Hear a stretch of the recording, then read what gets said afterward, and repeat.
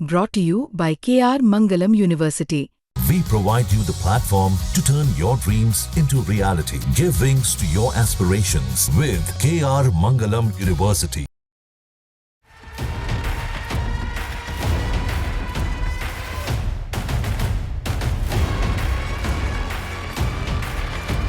अमेरिकी राष्ट्रपति Donald Trump द्वारा पाकिस्तान के सेना प्रमुख जनरल आसिम मुनीर को व्हाइट हाउस में बुलाकर उनके साथ लंच करना उन्हें कितना भारी पड़ सकता है, इसका अंदाजा आप इससे लगा सकते हैं कि इन दिनों भारत चीन के साथ अपनी दोस्ती पर फिर से काम करना शुरू कर चुका है। ये तब और पक्का हो गया जब शंघाई कोऑपरेशन ऑर्गेनाइजेशन की बैठक में हिस्सा लेने से पहले विदेश मंत्री डॉक्टर जयशंकर विदेश मंत्रियों की बैठक में हिस्सा लेने पहुंचे। इस साल उम्मीद है कि प्रधानमंत्री Narendra Modi Shanghai cooperation organisation में हिस्सा लेने के लिए चीन पहुंच सकते हैं।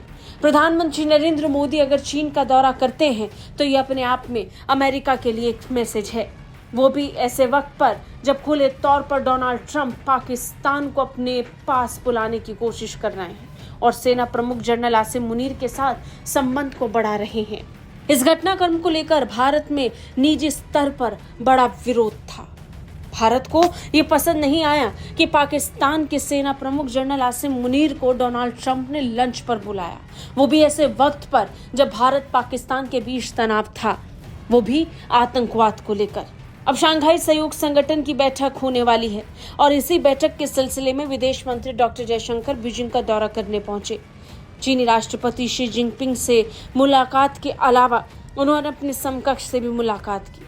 ये दौरा ऐसे वक्त पर हो रहा था जब 2020 में गलवान घाटी की झड़प के बाद भारत चीन के रिश्तों में खटास बरकरार थी, लेकिन इस समय विशेषज्ञ मानते हैं कि ये मुलाकात एक बैलेंसिंग एक्ट की तरह है। एक्सपर्ट्स का मानना है कि इस मुलाकात के पीछे केवल बहुपक्षीय मंच नहीं बल्कि एक रणनीतिक संकेत छिपा है। अमेरिका की बदलती नीतियों के बीच भारत बैलेंसिंग एक्ट की ओर बढ़ रहा है। भारत ने अमेरिका को साफ संदेश दिया कि सीमा पार आतंकवाद पर दोहरा रवैया बर्दाश्त नहीं किया जाएगा। अधिकारियों के मुताबिक ट्रंप मुनीर मुलाकात को लेकर भारत ने चिंता जताई कि इससे पाकिस्तान को आतंकवाद के खिलाफ जिम्मेदारी से मुक्त होने का गलत संदेश जाएगा। भारत के लिए सिर्फ राजनयिक असहमति नहीं थी बल्कि रणनीतिक असंतुलन भी था। हालिया घटनाओं से भारत अमेरिका के बीच रिश्तों में खटास देखी जा रही है, न केवल आतंकवाद पर रवैये को लेकर बल्कि व्यापार के मोर्चे पर भी। ट्रंप प्रशासन भारत पर टैरिफ लगाने पर विचार कर रहा है, जबकि भारत ने वर्ल्ड ट्रेड ऑर्गेनाइजेशन में अमेरिका के खिलाफ जवाबी शुल्क लगाने का प्रस्ताव रख दिया है। संकेत साफ है, रिश्तों में पहले जैसे गर्मजोशी नहीं बची। प्रधानमंत्री मोदी ने ट्रंप का अमेरिका दौरे का न्योता भी अस्वीकार कर दिया था, वो भी ऐसे वक्त पर जब प्रधानमंत्री नरेंद्र मोदी कनाडा के दौरे पर थे। G7 सम्मेलन के दौरान पीएम मोदी कनाडा पहुंचे थे, तब ट्रंप ने पाकिस्तान के सेना प्रमुख आसिम मुनीर को न्योता भेजा था। ठीक उसी दिन दोनों नेताओं के बीच लंच का आयोजन होना था और तभी फोन पर बात करते हुए प्रधानमंत्री नरेंद्र मोदी को उन्होंने अमेरिका आने का न्योता दिया।